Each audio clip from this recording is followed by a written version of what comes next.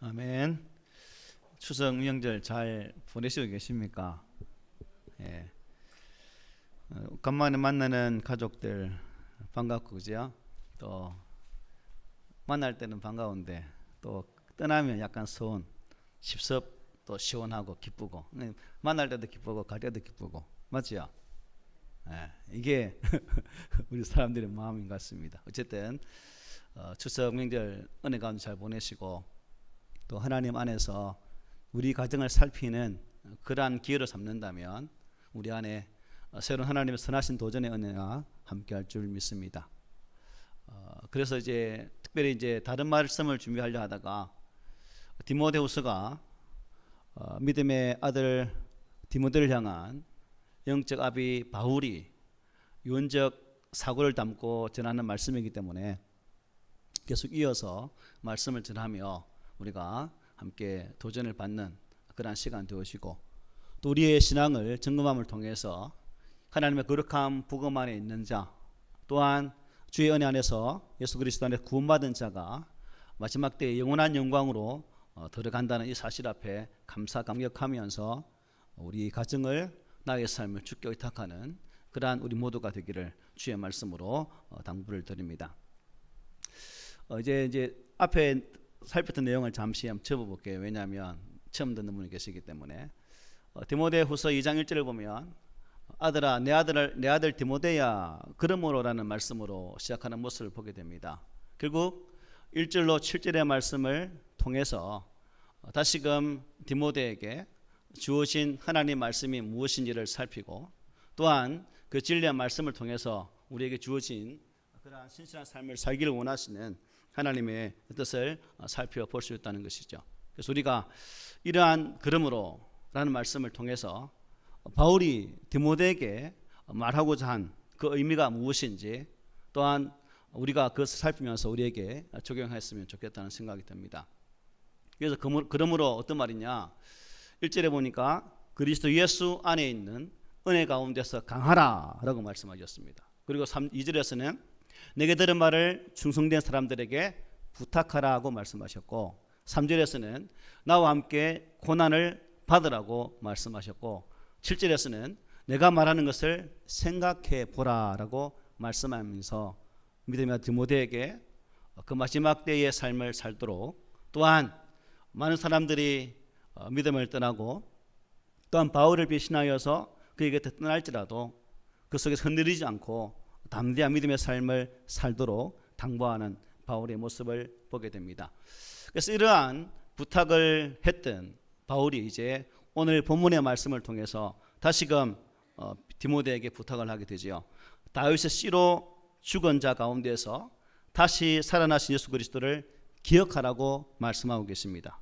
또 이것을 당부하면서 그리스도 예수 안에 있는 구원을 영원한 영광과 함께 받게 될 것이다 라는 그 약속의 말씀을 새겨주고 있다는 거예요. 그러므로 특별히 명절을 통해서 불신의 가정에서는 제사를 드리는 그러한 경우가 많습니다. 저도 신앙을 가졌을 때 처음 신앙 가졌을 때 제 아버지가 무서워서 제사를 드린 적도 있지요. 그러한 제사와 또 영원한 구원을 보면서 참 지옥과 천국이라는 이 두 갈래 길에서 우리 믿음의 사람이 영원한 영광에 들어간다는 이 바울의 단호한 외침 속에서 진실로 그리스도 안에 있으면 우리 성령님의 변화로 말미암아서 참 구원의 복을 누릴 수 있다는 사실을 발견할 수 있다는 사실입니다. 그래서 오늘 먼저 8절에 이렇게 말씀해요. 내가 전한 복음대로 다윗의 씨로 죽은 자 가운데서 다시 살아나신 예수 그리스도를 기억하라고 말씀합니다. 성도는 복음에 대해서 내가 전한 복음이라고 당당하게 말할 수 있어야 된다는 말씀이에요. 디모데후서가 이 바울의 생애가 끝나가는 시점에서 기록되어진 말씀이라고 말씀드렸습니다. 여기서 내가 전한 복음이라고 이 바울의 외침을 볼 수가 있는데 여러분 바울이 왜 이토록 강한 의지로 디모데에게 내가 전한 복음이라고 앞에 개역 한글에서는 나의 복음이라고 말씀하고 있거든요. 당당하게 이것을 외치고 있는가? 그것은 갈라디아서 1장 12절 이렇게 말씀합니다. 이는 내가 사람에게서 받은 것도 아니요 배운 것도 아니요 오직 예수 그리스도의 계시로 말미암은 것이라고 말씀했습니다. 왜냐? 그가 하나님의 계시를 통해서 직접 이 복음을 받았고 또 하나님께서 그를 사도와 교사와 말씀 선포자로 세워주셨고 또한 그 복음을 위해서 고난을 받는 가운데서도 그 거룩한 복음을 지켰기 때문이라고 힘주어 말씀한다는 거죠. 이게 중요한 것은 나 자신이 믿는 복음에 대해서 바울은 모든 사람들 앞에서 당당하게 내가 전한 복음이라고 말씀을 하고 있다는 것입니다. 바울에게는 자신이 믿는 이 복음에 대해서 그 누구도 침해할 수 없는 확실한 믿음이 있었다는 것이죠.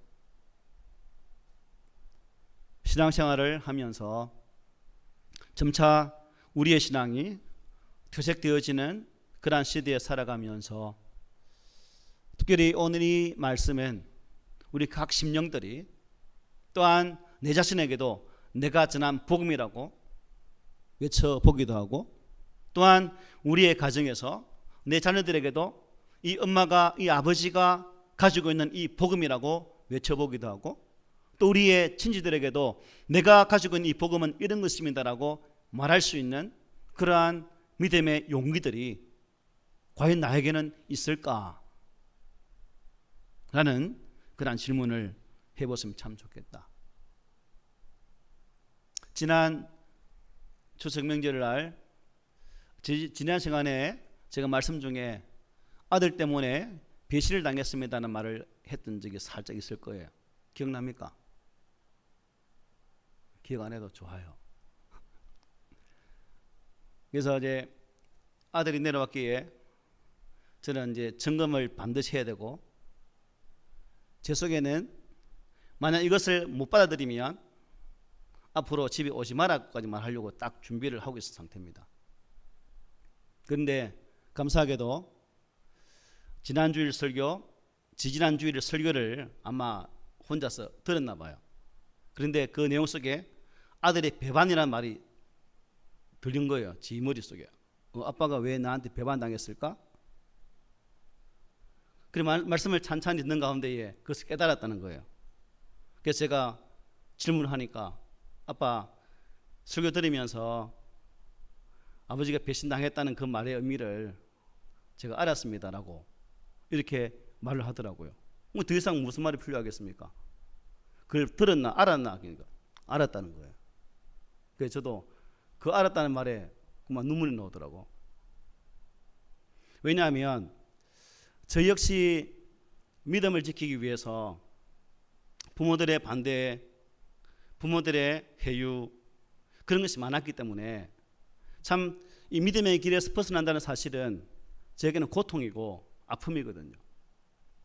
내가 민창이나 강인에게 야 이놈들아 믿음 생활 똑바로 해라고 말했지만 내 새끼도 관리하지 못하는 상태에서 이들에게 야단쳤다는 그 사실이 회개가 되어지고 참 가슴이 아프더라고요. 그래서 내 새끼를 점검하는 차원에서 그 말씀을 하게 되어지고 살피는 가운데 참 복음의 은혜가 그 속에 있다는 사실 앞에 감사가 되더라고요. 바울이 죽음을 앞에 두고 믿음의 아들 디모데에게 참 심약하고 또 고난이라는 그 큰 고통 앞에서 자칫 잘못하면 죽을 수 있는 그런 상황 속에서 서 있는 그 디모데를 향해서 그 믿음의 아들에게 내가 전한 복음을 다시금 가르치며 그 아들이 에베소 교회의 목회자로서 바로 서기를 운하는 아버지의 마음을 볼 수 있다는 사실입니다. 여러분, 복음은 부끄러운 것이 아닙니다. 복음은 생명이고 복음은 우리를 장차 하나님의 거룩한 나라로 인도하는 길이 될 수 있다는 사실입니다. 그렇기 때문에 우리가 주 예수를 믿고 성령의 변화하심과 그 은혜를 통해서 구원에 이르고 장차 하나님의 거룩한 나라에 이르기까지 그 선한 믿음의 선한 싸움을 감당하는 그 자리에 서야 진실로 다른 사람에게도 내가 전한 복음이라고 힘주어 외칠 수가 있지 않겠습니까? 특별히 10월 9일 날 우리가 대가족을 가족교회를 인도하면서 그 가족들에게 여러분 각 심령들이 내가 전한 이 복음이 역사가 되어서 그 마음속에 정말 하나님의 아름다운 소용돌이 은혜가 이 마음을 통해 변화되어지고 구주 예수 그리스도를 믿게 되어진다면 얼마나 감사하겠습니까? 그래서 우리가 이러한 내가 전한 복음, 이 복음의 확신 가운데서 우리 모든 성도들도 삶의 자리에서 당당하게 이것을 선포하고 또 믿음의 은혜 가운데 승리하는 그러한 신앙 회복의 주역들이 되시기를 주의 말씀으로 권면을 드립니다. 그리고 우리가 여기서 기억해야 할 게 뭐냐면 예수 그리스도를 기억하라 말씀하죠. 예수 그리스도를 기억하라. 무엇을 기억하라는 것일까? 복음을 막는 핍박과 박해 속에서도 예수를 기억하라는 거죠. 또한 죽은 자 가운데서 다시 살아나신 그 부활의 주님을 기억하면서 우리의 신앙을 겸비하라라고 바울은 말씀을 해주고 있습니다. 이것은 바울의 관점에서 보면 또 성경의 원저자인 우리 성령님의 관점에서 보면 복음에 대한 이 설명 속에서 빼어놓을 수 없는 게 뭐예요? 가장 핵심적인 것이 주의 죽으심과 살으심, 즉 사망과 부활이라는 것입니다.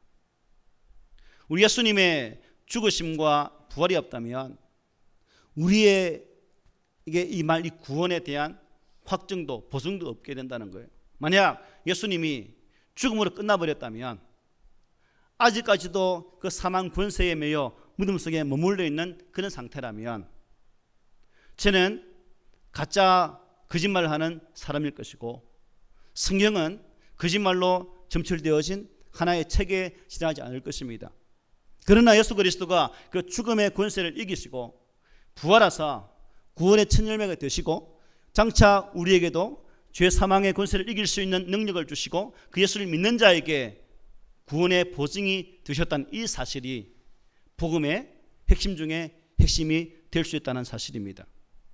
우리 예수님은 인간의 죄사함을 위해서 당당히 죽으셨고 또한 그 죽음에 머물러 계신 것이 아니라 사망 권세를 깨뜨리시고 부활하심으로 우리에게 진정한 영생의 은혜를 주셨다는 이 사실, 이 명절에 우리의 가정 속에 우리 자녀들 속에 내 속에 진실로 하나님의 거룩한 복음의 은혜가 확실하게 자리 잡고 또한 어떠한 삶의 자리에서도 이 예수 그리스도를 부인치 않는 그 믿음을 가진다면 저와 여러분은 예수를 기억하는 그러한 성도가 될 수 있다는 사실이죠. 여러분, 삶을 살아가시다가 여러분의 삶의 자리에서 어느 정도 우리 예수님의 이 죽으심과 부활의 은혜를 기억하며 살아가고 계십니까? 삶의 자리가 힘들 때마다 내 인생길이 참 여러 가지 일들로 어려움을 당할 때마다 나를 위해 죽으시고 너의 죄를 사하신 주님의 이 부활의 은총을 기억한다면 우리는 넉넉히 우리 주님의 그 승리하심의 은혜가 곧 나의 승리가 될 줄 믿습니다. 주님의 부활하심으로 죄와 사망의 권세는 펴여졌고 오직 주 예수 그리스도의 승리가 우리에게 임하게 된다는 이 사실을 기억하면서 우리의 삶의 자리에서 항상 예수 그리스도를 기억하는 그러한 신실한 믿음의 성도들이 되시기를 바랍니다. 그리고 요즘 9절에 뭐라고 말씀하십니까? 한번 읽어봅시다. 같이 시작. 복음으로 말미암아 네가 죄인과 같이 매이는 데까지 고난을 받았으나 하나님의 말씀은 매이지 아니하니라. 아멘. 그렇습니다. 전도자는 전도하는 사람은 매일 수 있지만 하나님의 거룩한 말씀은 절대로 올가 맬 수가 없다는 거예요. 사도 바울은 지금 감옥에 갇혀 있습니다. 자유롭지 않은 그러한 상태입니다. 복음을 전하고 싶어도 제대로 전하지 못하는 그런 상황입니다. 하지만 사탄은 바울을 복음을 전하지 못하는 그 자리에 매여 있게 했지만 하나님의 거룩한 복음이 감옥과 함께 매였습니까? 아니에요. 또 다른 복음 전도자가 이 복음을 전함을 통해서 또 다른 생명을 낳는 거룩한 일들이 지금도 일어나고 있고 그 당시에도 일어나게 되었다는 이 사실이 이 말씀의 의미를 우리에게 부여해주고 있다는 사실입니다. 바울이 처했던 상황, 참 여러분 생각해 보십시오. 사나 죽으나 주님의 거룩한 복음의 그 증거를 위해 살기를 다짐했던 사도 바울, 자신이 가지고 있었던 혈통, 학문, 가문 모든 것을 벗어버리고 오직 주 예수 한 분만을 사랑하겠노라고 고백했던 그 사도 바울이 얼마만큼 복음의 열정에 사로잡혀 있으면 그런 결정까지 하게 되었을까요? 그런 바울이 감옥에 갇혔다 생각해 보십시오. 얼마나 답답했겠습니까? 하지만 바울은 디모데에게 비록 나는 갇혀있지만 하나님의 거룩한 말씀은 미어 있을 수 없다라고 말씀하면서 디모데에게 힘주어 말씀해주고 있다는 거예요. 그렇습니다. 바울의 고백처럼 하나님 말씀은 결코 매이지가 않습니다. 따라서 사단이 하나님의 사람들을 공격함으로 말미암아 일시적으로 복음의 전파 속도는 느릴 수 있겠지만 하나님의 거룩한 복음은 그래도 전파되고 있다는 사실입니다. 여러분, 내 안에 있는 이 거룩한 하나님의 복음의 은혜, 결국 우리 또한 나는 내 용기 없는 모습 속에서 나의 어정쩡한 신앙의 자세 속에서 이 복음을 제대로 전하지 못하지만 또 다른 사람에 임한 그 하나님의 복음의 은혜가 열정을 가진 사람들을 말미암아 하나님의 거룩한 복음의 은혜는 더 힘차게 전해질 수 있다는 사실입니다. 제가 왜 이 말씀을 전하는가? 우리 믿음의 성도들이 오늘 이때에 하나님의 사람들로서 복음으로 철저하게 무장되어진 그런 자들로서 열정적으로 사도 바울의 이 외침들을 나의 외침으로 삼아보고 또한 이 외침으로 주의 존귀하심을 드러낼 수 있다면 얼마나 감사할까? 생각해 보십시오. 로마 황제는 바울을 옥에 가두고 또 많은 초대교회의 성도들을 죽음으로 내몰았지만 복음이 더 이상 확장되지 않았습니까? 아니죠. 이 로마라는 이 나라가 300년도 못 되어서 하나님의 거룩한 복음 앞에 무릎을 꿇고 313년 콘스탄티누스 누스는 결국 칙령을 통해서 예수 그리스도를 국교로 정하는 이런 결과를 낳지 않았습니까? 결국 하나님의 거룩한 복음은 이 땅의 어떤 사람도 사단의 어떠한 권세도 매이지 못하게 하며 하나님의 거룩한 복음은 결국 역사하여서 민족을, 나라를, 인생을 변화시키는 그 힘을 가진 것임을 우리는 이것을 통해 분명히 보게 된다는 사실이죠. 그래서 바울은 고린도서 5장 1장 5절에서 이렇게 말합니다. 우리의 고난이 우리에게 넘친 것 같이 우리가 받는 위로도 그리스도로 말미암아 넘치는도다라고 말씀을 하고 있습니다. 그러므로 핍박이 오고 방해가 와도 이 복음 전파에 진력하는 우리 성도들이 되시기를 바랍니다. 설령 내가 더 이상 복음을 전파하지 못한다 할지라도 복음은 매이지 아니하고 반드시 온 세계를 정복해서 하나님 택한 모든 자들을 구원하고 영광스러운 하나님 나라를 오게 하신다는 이 사실을 믿음으로 나아가는 우리 모두가 되기를 바랍니다. 10절에 이렇게 말합니다. 그러므로 내가 택함 받은 자들을 위하여 모든 것을 참음은 그들도 그리스도 예수 안에 있는 구원을 영원한 영광과 함께 받게 하려 함이라. 아멘. 복음을 생각할 때 사람들은 뭘 생각하는가? 고난을 생각합니다. 전도하면 우리 뭘 생각합니까? 힘들다라고 생각합니다. 전도하면 내 말을 받아줄까라는 것부터 생각해서 당당하게 전도의 자리를 쓰지 못하는 우리의 모습을 보지 않습니까? 그러나 복음은 우리에게 고난만 요구하는 것이 아니라 마음의 심적인 부담감만 가중시키는 그러한 것이 아닌 것을 이 10절의 말씀이 우리에게 증가하죠. 예수 안에 있는 구원을 영원한 영광과 함께 받게 하려 함이라. 아멘. 즉 구원을 얻게 되는 영광을 누리게 된다고 말씀은 증거합니다. 여러분, 여기서 말하는 구원의 영광이란 장차 예수 그리스도께서 재림하실 때에 영원히 죽지 않을 몸을 입게 되어지고 주와 함께 영원한 천국에서 거하는 복을 누린다는 의미의 말씀이에요. 여러분들은 당장 죽으시면 차주한 질문이잖아요. 천국에서 눈 뜨실 것을 확신하십니까? 지성이면 감천이라고 아직도 생각하십니까?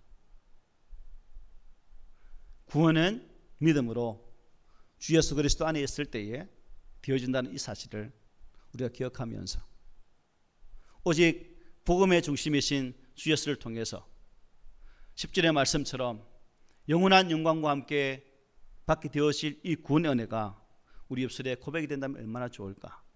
그래서 바울은 고린도서 5장 1절에서 이렇게 말해요. 만일 땅에 있는 우리의 장막집이 무너지면 하나님께서 지으신 집 곧 손으로 지은 것이 아니요 하늘에 있는 영원한 집이 우리에게 있는 줄 아느니라고 말씀하고 있습니다. 여기 보니까 이 땅의 장막집이 뭐예요? 영어 성경에 텐트라고 되어 있어요. 텐트입니다. 텐트는 일시적인 것이죠. 잠시 설치했다가 이동간에 또 철거하는 그런 것입니다. 그래서 텐트는 뭐 우리가 떨어지면 또 깊고 낡아지는, 그리고 결국 폐기 처분되어지는 그러한 것이 이 땅의 장막집이라는 거예요.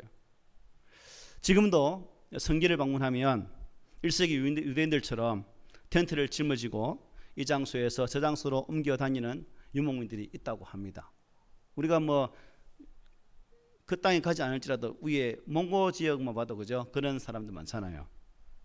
그래서 아주 낡아 빠진 천막집, 그것이 이 땅에, 즉 육신을 입은 우리들의 유일한 집, 현재는 집이라는 거예요. 이런 생활을 하는 사람들에게 꿈이 있다면 뭘까요? 천막 생활을 하는 사람들에게서 꿈이 있다면 반듯하게 흑백돌집으로 집을 지어서 무너지지 않는, 바람 불어도 넘어지지 않는 그러한 집에 살고자 하는 마음이 있지 않을까요? 우리는 이런 마음이잖아요. 천막은 아니지만 월세 살다가 천세 살고 천세 살다가 내 집에 사는 이런 소망이 있잖아요. 맞죠? 있죠? 영어 성경 보니까 장막은 텐트라고 말씀드렸습니다. 그리고 영원한 집을 뭐라 표현하고 있냐면 빌딩이라고 표현하고 있거든요. 그러니까 텐트와 빌딩을 비교해 보면 우리의 육체라는 장막과 훗날에 거하게 되어질 영원한 집이 엄청난 차이가 있다는 거예요. 여러분, 텐트 속에 사시려고 생각하세요? 아니면 단단한 빌딩 속에 사시기를 원하세요? 무너지지 않는, 닳지 않는 그러한 집. 사람들은 텐트와 같은 자신의 육체를 위해서 얼마나 열심히 운동하고 또한 많이 가꾸고 합니까? 그렇지, 그렇게 하지요. 그런데 우리가 결코 무너지지 않는 그 빌딩, 하나님의 집을 위해서는 과연 어떠한 수고를 감당하고 있는가 하는 질문도 해보았으면 좋겠습니다. 결코 무너짐이 없는 영원한 집, 그 하나님과 함께 거하게 되어질 영원한 나라, 이것이 우리에게 장차 거하게 되어질 집이라는 사실입니다. 여러분, 나중에 12절에도 말씀드리겠거니와 복음 뒤에 찾아오는 이 영광은 영원한 하나님의 집에서 주님과 함께 왕노릇하는 삶이라고 성경은 증거합니다. 그래서 바울은 말하기를 현재 고난은 장차 우리에게 나타날 영광과 비교할 수 없도다 라고 말씀을 하지요. 그렇습니다. 복음과 고난 뒤에는 우리가 상상할 수 없는 영광이 기다리고 있습니다. 이 사실을 기억할 것을 바울은 디모데에게 말씀하고 있다는 거예요. 아울러서 오늘 이 시대의 우리 성도들에게도 이것을 기억하라고 바울은 성령의 감동으로 이 말씀을 기록해서 우리에게 전달을 해주고 있다는 사실입니다. 앞서 몇 번 말씀드렸지만 이 당시 디모데는 아까 말씀드렸죠. 굉장히 연약한 상태에서 참 그 힘든 일들을 감당하지 못할 그런 상황이라고. 누구나가 어려움을 만나게 되면 그렇게 되죠. 저 역시도 아마 교회를 섬기면서 그러한 고난과 고통이 따르고 힘든, 심지어 나의 죽음까지도 생각해야 될 그런 상황이라면 마음이 두려워서 모든 것을 포기하고 싶은 그런 상황일 겁니다. 지금 디모데가 그런 상황이죠. 그래서 바울은 편지를 써서 그에게 지금 격려를 해주고 있다는 거예요. 그리고 복음을 위해서 고난받을 때 최종적으로 그에게 찾아올 하나님의 엄청난 축복을 함께 말하면서 이 사실을 잊지 말고 기억하라고 증거하고 있다는 사실입니다. 여러분, 저도 오늘 오신 여러분들 또 유튜브를 통해서 말씀을 듣고 있는 우리 사랑하는 성도들에게 이 말씀을 권면합니다. 예수 그리스도 그분을 기억하고 그분 안에 있는 영생의 은혜를 누림을 통해서 장차 누리게 되어질 영원한 영광의 나라, 그 집에서 영원토록 주 예수와 왕노릇할 수 있는 그 사실을 기억하면서 복음에 합당한 삶을 살아가는 귀한 성도들이 되시기를 소망합니다. 아멘. 끝으로 오늘 본문 11절로 13절 말씀 보겠습니다. 이렇게 말하지. 밑보다 이 말이요, 우리가 주와 함께 죽었으면 또한 함께 살 것이요, 참으면 또한 함께 왕노릇할 것이요, 우리가 주를 부인하면 주도 우리를 부인하실 것이라. 우리는 밑범이 없을지라도 주는 항상 밑보시니 자기를 부인하실 수 없으시리로다 라고 말씀하고 있습니다. 밑보다 이 말이요, 밑보다 이 말이요. 바울은 오늘 보니까 이 가슴 벅찬 감격으로 밑보다라고 고백한다고 말합니다. 왜 가슴 벅찰까? 밑보다는 말이 의미가 뭐라고 말씀드렸습니까? 신실하다, 믿을만하다. 누가요? 주 예수가. 우리 예수님이 신실하신 분이시고 확실히 믿을 분이시기에 지금 벅찬 감격으로 이 말씀을 주고 있는 겁니다. 특별히 많은 신학자들은 본문 11절부터 이 13절의 말씀이 초대교회 성도들이 고난 가운데서 불렀던 찬송 중에 한 대목이라고 말씀합니다. 얼마나 고통스러웠고 얼마나 힘들었으면 이 확실히 찬 찬양을 통해서 고난 가운데서도 승리하기를 원하셨습니다. 그래서 이 찬양으로 그들은 힘을 얻게 되었다는 사실입니다.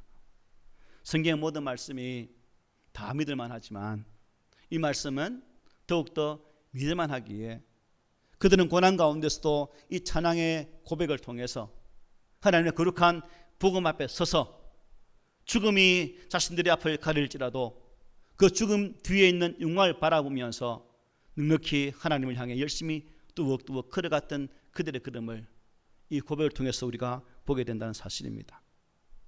하지만 우리가 기억해야 될 것은 뭐냐 하면 우리의 구원은, 나의 구원은, 나의 영원한 구원의 은총은 나에게 달려있지 않다는 것입니다. 우리의 노력이나 우리의 수고로움으로 구원받는 것이 아니라 구원은 전적인 하나님의 은혜라고 바울은 에베소 2장 8절에서 분명히 증거한 바 있습니다. 그러므로 우리가 은혜로 받은 이 선물 앞에서, 이 영원한 구원의 은혜 앞에서 어떻게 우리의 삶을 살 것인가? 하나님의 자녀로서 합당한 삶을 살아갈 수 있도록 매 순간순간마다 우리 성령님의 도우심을 구하고 그 성령의 이끄심 가운데 기엄하게 순종할 수 있는 자리에 선다면 그 은혜를 받은 자로서의 합당한 자가 될 수 있다는 사실입니다. 바꿔 말하면 주님의 은혜에 합당하게 충성하면서 헌신할 수 있는 그러한 신실한 자녀가 되어져야 된다는 거예요. 우리 주님께서 이렇게 말씀하셨죠. 누구든지 사람 앞에서 나를 부인하면 나도 하늘에 계신 내 아버지 앞에서 그를 부인하리라 말씀하셨습니다. 그러므로 우리는 주를 부인해서는 안 되고 또 복음으로 인해 참고 수고하며 주께 충성을 다해야 된다는 사실입니다. 그러한 삶은 이 땅에서도 기도를 통해 주와 함께 왕노릇하지만 장차 거룩한 나라에서 변함이 없는 그 왕노릇을 하게 된다라고 앞선 12절에서 증거하였습니다. 주님의 마지막 재림, 새하늘 새 땅에서 우리에게 펼쳐질 은혜가 무엇일까? 사도 요한 계시록에서 이렇게 말씀합니다. 만국이 그 빛 가운데로 다니고 땅의 왕들이 자기 영광을 가지고 그리로 들어가리라. 낮에 성문들을 도무지 닫지 아니하리니 거기에는 밤이 없음이라. 사람들이 만국의 영광과 존귀를 가지고 그리로 들어가겠고 무엇이든지 속된 것이나 가증한 일 또한 거짓말하는 자는 결코 그리로 들어가지 못하되 오직 어린 양의 생명책에 기록된 자들만 들어가리라. 아멘. 마지막 주의 재림하실 때에 세상의 모든 죄악은 심판을 받아 멸망할 것이지만 세상의 죄로 인해서 불의를 당한 의인된 성도들은 반드시 부활하여 영원한 승리를 누리게 된다는 이 사실. 저와 여러분은 주 예수를 믿었기 때문에 구원받은 자녀로서 하나님의 거룩한 생명책에 기록되어진 자들입니다. 믿으십니까? 이 사실은 변하면 안 됩니다. 그래서 우리가 이 복음의 은혜를 기억하면서 거룩한 영광 뒤에 있는 영광된 나라, 또한 주 예수 안에서 내게 주어질 하나님의 거룩한 그 나라를 소망하면서 이 땅의 삶이 괴로울지라도 인내하는 우리 모두가 되기를 소망합니다. 말씀 마치겠습니다. 영원한 영광, 주 예수 그리스도 안에서 받는 구원과 함께 누리자라고 바울은 말합니다. 여러분, 이 명절날 우리 조상들은 조상 앞에 제사를 통해서 후대가 잘 되어지기를 원했습니다. 하지만 이제 믿음 안에 있는 우리는 귀신의 계절함을 통해서 후대가 잘 되는 것이 아니라 이 땅을 지으시고 지금도 이 땅을 섭리하신 그 하나님의 손길 앞에 메인바 되어질 때에 비로소 우리의 집안에, 우리의 가문에, 우리의 후손들에게 주님의 거룩한 은혜가 임한다는 이 거룩한 진리의 말씀을 묵상하면서 오늘도 내일도 변치 않는 그 구원의 확신을 가지고 영원한 영광의 날을 소망하면서 우리 각자에게 부여되어진 귀한 믿음의 삶을 열심히 살아가는 복 있는 성도들이 되시기를 주의 말씀으로 축복하면서 고민을 드립니다. 아멘.